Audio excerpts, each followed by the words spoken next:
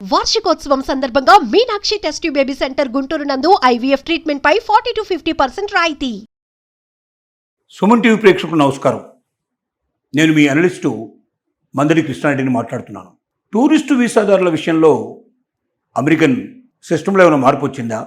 ముఖ్యంగా పేరెంట్స్ ఎవరైతే ఉన్నారో, అక్కడ అమెరికాలో ఇప్పుడు ఉన్నటువంటి ఎమిగ్రెంట్స్ ఎవరైతే ఉన్నారో వాళ్ళ యొక్క పేరెంట్స్ ఇండియా నుంచి లేకపోతే ఇతర దేశాల నుంచి వాళ్ళని చూడడానికి వెళ్ళి వాళ్ళతో గడపడానికి వెళ్ళి మినిమం 6 months వరకు వాళ్ళకి అవకాశం ఇస్తున్నటువంటి సిస్టమ్ని ఏమైనా మార్చారా అని ఒకసారి మనం ఆలోచిద్దాం. ముఖ్యంగా డ్రాప్ బాక్స్ ఫెసిలిటీ ఉందా వాళ్ళకి లేదా? ఒకటి, టూరిస్ట్ వీసాలని మనం B1 B2 వీసాలు అంటున్నాం. ఈ B1 B2 వీసాలు ఏవైతే ఉన్నాయో వీటిల్లో పెద్దగా మార్పు లేదు. కాబట్టి వీళ్ళు అమెరికాలో స్థిరపడడానికి వచ్చేవాళ్ళు కారు. వీళ్ళు టూరిస్టులుగా వచ్చి మ్యాక్సిమం 6 months ఉండి వెనక్కి వెళ్ళిపోయేవాళ్ళు. కాబట్టి వీళ్ళ విషయం లోపల కఠినతరమైన నిబంధనలు పెద్దగా లేవు, కానీ కొన్ని మాత్రం మార్పులు చేర్పులు ఉన్నాయి.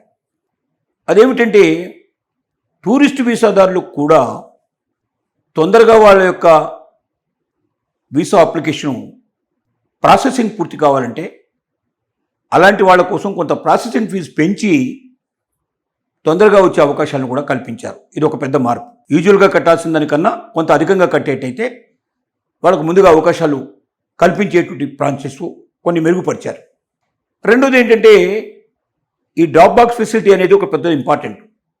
డ్రాప్ బాక్స్ ఫెసిలిటీ ఏమిటంటే, మీరు వీసా ప్రాసెసింగ్లో ఇంటర్వ్యూకి అటెండ్ కావాల్సిన అవసరం లేకుండా మీ యొక్క మొత్తం గతంలో మీరు ప్రయాణించి ఉంటే, గతంలో మీకు వీసా ఉండి ఉంటే ఆ వీసాని తిరిగి రెన్యువల్ చేసుకోవడానికి వీలుగా 5 ఏళ్లకో 10 ఏళ్లకో పరిస్థితిని బట్టి పెంచడానికి వీలుగా కావాల్సిన ఫీజు కట్టేసేసి కావాల్సిన మొత్తం డాక్యుమెంట్స్ అన్నీ కూడా డ్రాప్ బాక్స్లో ఆయా ఎక్కడైతే వీసా ఇష్యూ చేసేటువంటి అమెరికన్ కాన్సులేట్ జనరల్స్ ఉన్నాయో, లేక వాళ్ళు ప్రత్యేకంగా నామినేట్ చేసినటువంటి కొన్ని సంస్థల యొక్క సంబంధించిన ఆఫీసుల యొక్క డ్రాప్ బాక్సుల్లో మనం వాటిని వేసేసినట్టయితే ప్రాసెసింగ్ మొత్తం పూర్తయిపోయి కంప్లీట్ అవ్వడం కానీ, లేదా అవసరం అనుకుంటే ఇంటర్వ్యూకి పిలవడం కానీ, ఈ రకమైన పరిస్థితులు ఉన్నాయి.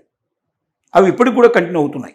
కానీ గతంలో ఎవరికి ఉండేదంటే, ఈవెన్ H1B వీసాదారులకి, ఈవెన్ మామూలుగా F1లో వెళ్ళినటువంటి స్టూడెంట్స్ ఇంకా ఏదైనా మార్పులు చేర్పులు చేసుకోవాల్సిన వాళ్ళకి చాలామందికి అవకాశం ఉండేది.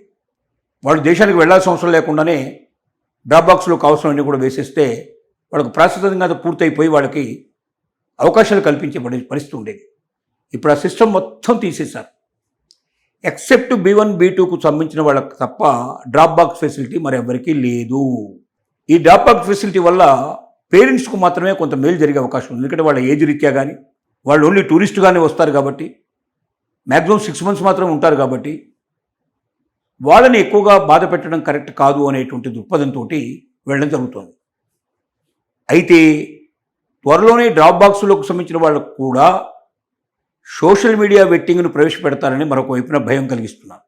సోషల్ మీడియా వెట్టింగు అంత ఏజ్లో ఉండే వాళ్ళకి అవసరమా? లేక టూరిస్టులో కొత్తగా ఎవరైనా యంగ్ పీపుల్ కూడా వెళ్ళే అవకాశం ఉంది కదా. కాబట్టి టూరిస్టులో వెళ్ళే వాళ్ళకు కూడా సోషల్ మీడియా వెట్టింగ్ కంపల్సరీ అనే సిస్టమ్ని అమలు పరచడం అనేది ఇప్పటికే ప్రాసెసింగ్లో ఉన్నది అన్నట్టుగా తెలియజేస్తున్నారు. ఈ సోషల్ మీడియా వెట్టింగ్ వల్ల పెద్ద సమస్య ఏమిటంటే, వాడు చెప్తున్నటువంటి కారణాలు వేరు, జరుగుతున్న విషయాలు వేరు. వాడు చెప్పే కారణాలు ఏమిటంటే, ఎవరైనా అమెరికాకు వ్యతిరేకంగా మాట్లాడడం కానీ, వ్యతిరేకంగా పోస్టులు పెట్టడం కానీ, లేక పెట్టినటువంటి పోస్టులను తిరిగి వేరే వాళ్లకు దాన్ని పంపడం కానీ, లేక వాళ్లే క్రియేట్ చేయడం కానీ, అమెరికా కానీ అమెరికా మిత్ర దేశాలకు సంబంధించిన వాడు కానీ వ్యతిరేకంగా ఏదైనా ఉందా? అమెరికన్ విధానాలకు వ్యతిరేకంగా ఏమన్నా ఉందా? సపోజ్ అమెరికా ఇవాళ పశ్చిమాసియాలో యుద్ధం చేస్తోంది. ఈ యుద్ధం కరెక్టా కాదా? ఇరాన్ను వ్యతిరేకంగా చేసిన యుద్ధం కరెక్ట్ కాదు, అమెరికన్ తప్పు అని చెప్పి ఎవరైనా పోస్ట్ పెట్టారనుకోండి, ఆటోమేటిక్గా వాళ్ళు ఎలిజిబిలిటీ పోతుంది అనే పరిస్థితి ఏర్పడుతుంది. అంటే అమెరికాకు వ్యతిరేకంగా మాట్లాడడం కానీ, అమెరికాకు వ్యతిరేకంగా నిర్ణయాలు తీసుకున్నట్టు వాళ్ళు కానీ ఎవరైనా ఉంటే అలాంటి విషయాల లోపల టూరిస్టుకు వెళ్ళేటువంటి వాళ్ళు కూడా అది సోషల్ మీడియా వెట్టింగ్ ద్వారా తెలుసుకుంటామని చెప్తున్నారు. కాబట్టి సోషల్ మీడియా వెట్టింగ్ అనేది ఈవెన్ టూరిస్ట్ వీసాలకు కూడా అమలు పరిచేటువంటి విధానంగా తెలియజేస్తున్నారు. ఇది అమలు పూర్తిగా అవుతే మాత్రం టూరిస్టులు వెళ్ళే వాళ్ళు కూడా చాలామంది ఆగిపోవాల్సిన పరిస్థితి ఏర్పడుతుంది. అంటే అక్కడ చదువుకోవడానికి వెళ్ళేవాడు ముందు నుంచి భయంగా ఆలోచించి అలాంటి పరిస్థితులు లేకుండా చూసుకుంటాడే కానీ టూరిస్ట్ అనేటువంటి వాడు స్వేచ్ఛాజీవి. తను అమెరికాని చూడడానికి వెళుతున్నాడు. అట్లాంటి వాడి మీద కూడా సోషల్ మీడియా బెట్టింగ్ పెట్టేసి అతనికి ఇబ్బంది కలిగించే పరిస్థితి ఏర్పడితే ఇబ్బందులు అవుతాయి. పేరెంట్స్ విషయంలో మాత్రం డ్రాప్ బాక్స్ ఫెసిలిటీ ఉంది. ఆ ఫెసిలిటీ ఎక్కడికి వెళ్ళలేదు. ఎవరైనా తమ వీసా పూర్తయి 12 నెలల లోపల, అంటే వీసా పూర్తి కాబోతుందన్నట్టు 12 months ముందర నుంచే వాళ్ళు డ్రాప్ బాక్స్ ఫెసిలిటీ ఉపయోగించుకొని దాంట్లోపల వాళ్ళకి సంబంధించిన మొత్తం కావాల్సిన రిక్వైర్డ్ మొత్తం ఫామ్స్ అన్ని కూడా ఫిలప్ చేసి దాంతోపాటు ప్రిస్క్రైబ్ ఫీజు కూడా కట్టేసేసి డ్రాప్ బాక్స్లో వాళ్ళకి సంబంధించిన పేపర్స్ వదిలేస్తే వాళ్ళకు ఆటోమేటిక్గా వీసా రెన్యువల్ అయ్యే అవకాశాలు ఉంది.